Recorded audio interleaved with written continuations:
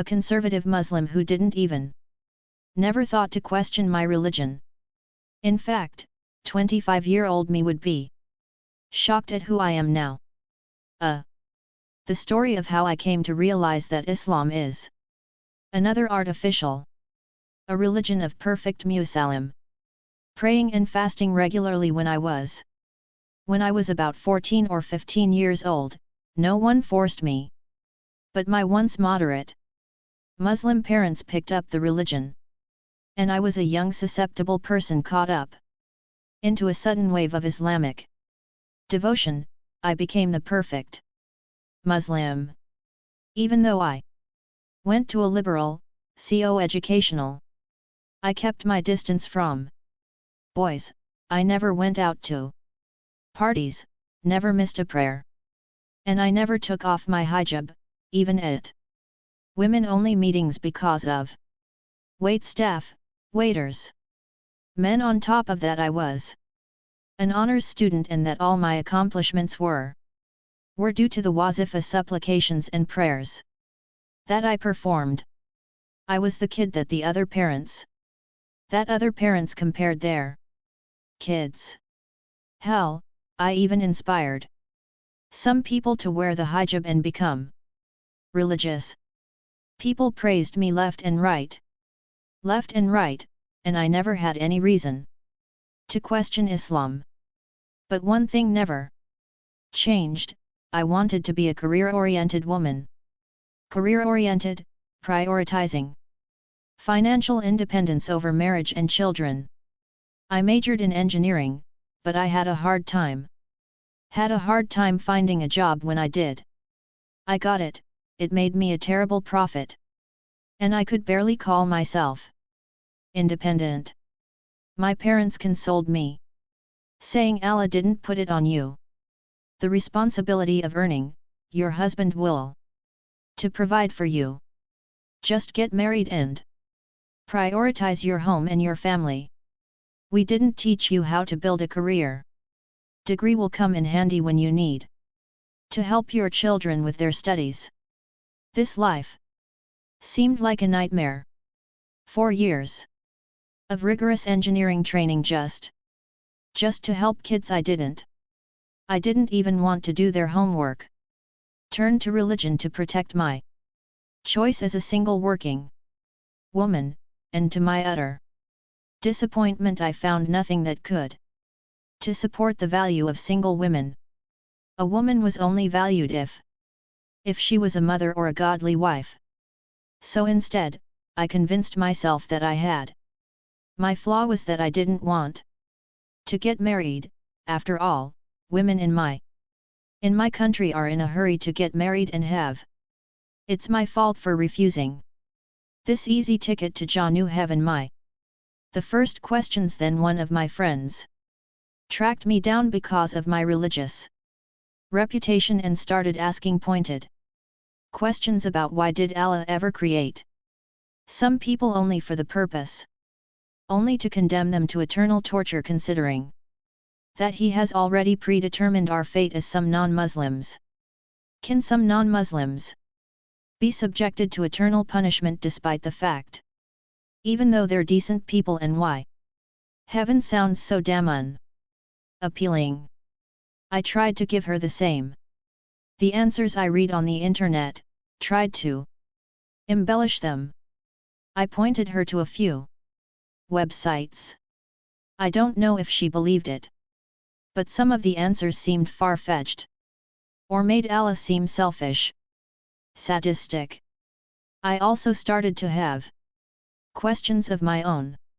I've always found it strange that the universal book of the Prophet gave incompatible fasting prayer times for those who live near the poles. Why?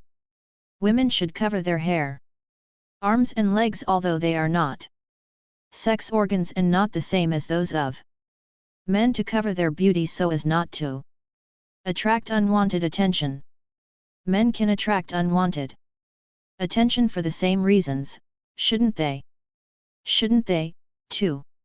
When I tried to ask these questions to my mom, she got angry and told me about how The children of Israel were turned into pig monkeys because they asked too many questions, and how I bring me on, and I put all my doubts in the background. My encounter with an atheist agnostic, I started to seriously questioning my religion only a few months ago.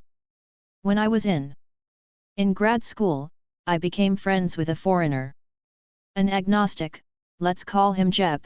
Like other religious Muslims, I felt it was my duty to invite him to Islam. I had non-Muslim friends, but they were forced to study Islam in school, so they already knew the basics, and it wasn't until I started explaining the basic concepts out loud to someone who rejects organized religion, I realized how ridiculous they sounded. Halal haram.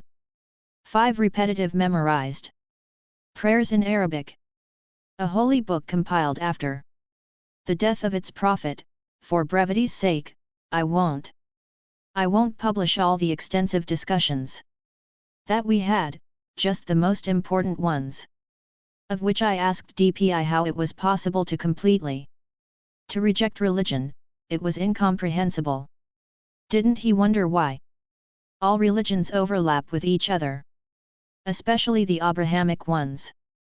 Didn't he think that they all share a common divine origins? He said that maybe it's human nature. We want to believe in something in anything, so we borrow them on their basis. I objected. No, it's because Allah sent many His unnamed prophets with the same message at all times, and people distorting it, which led to the birth of other religions. Then JP brought up a creature from Greek mythology, the Pegasi, and I immediately responded that we have a Buruk. So maybe the Greeks had an unnamed prophet who also interacted with Boruk, because how could Mohammed, illiterate to even imagine something like that? It can't be a coincidence. Then he said maybe he knew Greek mythology. Maybe he was smoking something. Sitting in the desert, he saw a horse and an eagle. A horse and an eagle mixed up doesn't require a vivid imagination. My brain immediately froze at the blatant blasphemy. No, I wasn't. I took offense. It's just that he could so freely to say something like that when I didn't dare even think something so offensive to the Holy Prophet. It shook me to the core. But it planted the seeds in my mind of alternative explanations, and finally the pilgrimage brought enlightenment. I kept rejecting marriage proposals because the thought of marrying a devout Muslim made me very uncomfortable. My parents began suspicious of my departure from religion. Decision to book me on an Umrah pilgrimage so that I could find hidayat guidance immediately after completing my second tawaf circumambulation around the stone. I couldn't help but feel that the whole ritual of circling and kissing the rock seemed to me so pagan and so meaningless. What good could have Allah had in mind? Then I stumbled into the Iram station with a question. Had anyone really tried to scientifically to analyze it to determine the true date of the footprints? And then it hit me. Of course the Saudi authorities wouldn't let them. If Islam was disproved, they would suffer the most. Even then I wrote down these thoughts as you Satan's whispering to you, and came to the conclusion that the pagans must have also received an unnamed prophet. The unnamed prophet who prescribed the circumambulation, and they had distorted his message. I prayed hard to Allah to stop these doubts and give me hidayat. Then one night in Mecca I had a thought. The thought, why do we pray the way we pray? Muhammad received the obligatory Miraj prayers as a gift to his Ummah community. Then he made a deal to reduce their number to 5. Therefore, there must not exist no previous religion that performs exactly 5 daily prayers a day. Imagine my shock when I found out that for Rastrigan that we and also had a clear resemblance to Islam in this way. Either Zoroaster was a prophet who had passed the exact same test and received 5 prayers for his ummah, or Muhammad, being a caravan trader, probably would have interacted with traders from the Persian Empire and got the idea from there. The latter explanation seemed more plausible and rational. It was the final nail into the coffin. Was no longer possible to protect him. The prayers must be unique to Muslims, but here was clear evidence that Islam is a religion borrowed from other religions. Everything suddenly made sense. All these silly rituals, all these similarities to Judaism and Christianity.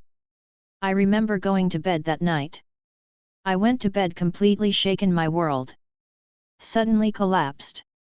My life revolved around bird prayers. Everything I did was based on Islamic principles. I lost the desire to pray or perform ablutions I just pretended to do. It's in front of my parents. It's so ironic that I lost faith in the holiest city the most. The heart of Islam. The consequences, I feel free, but at the same time devastated that so many years of my life wasted in my life. I've met 2 great guys, but I didn't pursue a relationship because I thought it was haram. I didn't apply to graduate school in Germany, even though I had the right to do so. Because of the halal haram problem, so many missed opportunities. I can't share this experience with anyone. If I tell my deeply conservative, my family would go through hell. They'd probably disown me. They hate every time I raise my questions about Islam, to the point where it brings tears in my mom's eyes. I once heard my mom say that it's a mistake to re-educate girls because then they become picky. I don't want her to add to that and become a kafir, not a faithful one. If I tell my family, they won't even look into my reasons, and they'll conclude that I'm crazy or I'm under the influence of jinn demons. Thanks to this one hassle that women should always have sex with their husbands whenever he wants, and Islam's emphasis on nurturing and submission, I've become so psychologically traumatized that I can't, no matter how hard I try, imagine a situation where I want to have sex, or a situation where I can't. I'm afraid of sex. I can't. I'm afraid of sex. 'Cause I always picture it as an unknown stranger with whom I've been forced into an arranged marriage. I'm imposing. I need therapy. I need help. I want to get away from all this. I want to leave this country and undo the damage, but I don't think that's possible at my age. I'm 27 and I'm halfway finished my master's degree almost. No savings. Where can I go? My family is against me getting a PhD because they think I'm too old and too educated. I'm looking for hope. I'm looking for ideas on how to move on for all the young ex-Muslims. Muslims who realized this in their 20s and into their late teens. You're in a better position than I am. Please plan ahead and strive to become independent so you don't have to spend the rest of your life hiding and pretending.